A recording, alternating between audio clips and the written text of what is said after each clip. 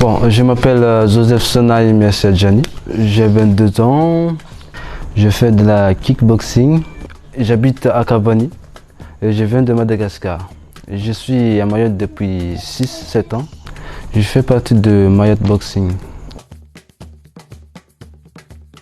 J'ai rencontré le kickboxing à Mayotte quand j'avais vers 12-11 ans comme ça. Je voulais juste faire du sport pour être comme mon frère. Il faisait du foot.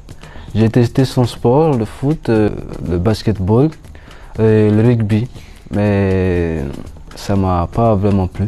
J'ai commencé à pratiquer les arts martiaux. J'ai commencé par le kung fu. Ça m'a donné le goût des arts martiaux. J'ai vu comment c'est et qu'est-ce que ça procure en tant que sport. Et j'ai testé plusieurs arts martiaux, le karaté et le kickboxing. C'est le kickboxing qui m'a vraiment inspiré dans tout ce que j'ai testé. J'ai commencé le kickboxing à l'âge de 17 ans. Ici dans notre club, on fait 3 disciplines. Le kickboxing c'est poing et pied. Kawan, poing, pied, genou. Et Muay Thai, boxe Thai, poing, pied, genou et coude. Alors, quand j'ai commencé en kickboxing kick, ça veut dire poing et pied. Maintenant, je suis en Kawan. Là, je suis en catégorie senior, moins de 71 kg. Mon premier combat, c'était en 2017. J'ai pu faire le championnat régional Mayotte et des championnats interclubs et les galas. J'ai gagné 3 trophées et une médaille. Le premier médaille que j'ai eu, c'était mon premier combat en 2017. Ce médaille-là, il est un peu rouillé, mais bon, ça date.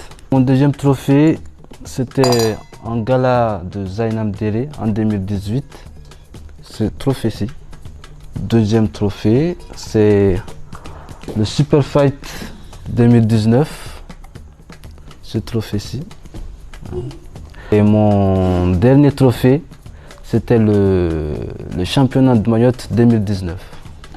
Celle-ci. Mon meilleur souvenir, c'était le gala de Zainam Dere. Ah oui, j'étais acclamé parce que j'étais vainqueur. Et c'est là que je me sentis vraiment comme un vrai star. Tout le monde applaudissait et tout. On m'a même proposé des autographes et il y avait même un petit là qui m'a demandé de prendre une photo avec lui. Ma première défaite, c'était un championnat interclub. C'était un combat en light contact. Psychologiquement, ça m'a choqué. J'étais vraiment déprimé.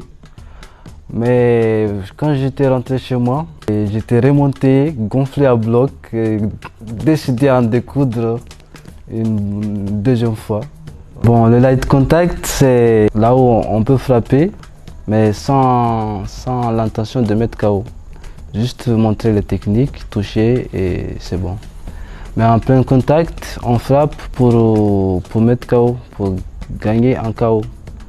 D'habitude, quand tout va bien, le kickboxing, ça ne sert pas à grand chose. Le kickboxing, ça sert quand c'est nécessaire, c'est quand on est en légitime défense, quand il faut se défendre ou défendre sa famille. Bon, on utilise ce qu'on sait faire, le mieux qu'on peut faire. Ah, donc tu as le droit d'utiliser les techniques que tu as apprises dans le sport à l'extérieur? En vue de la loi, non. J'ai pas le droit, sauf en légitime défense, comme tout le monde. Parce que vu que, d'après ce que je sais, la main d'un boxeur, c'est considéré comme une arme blanche.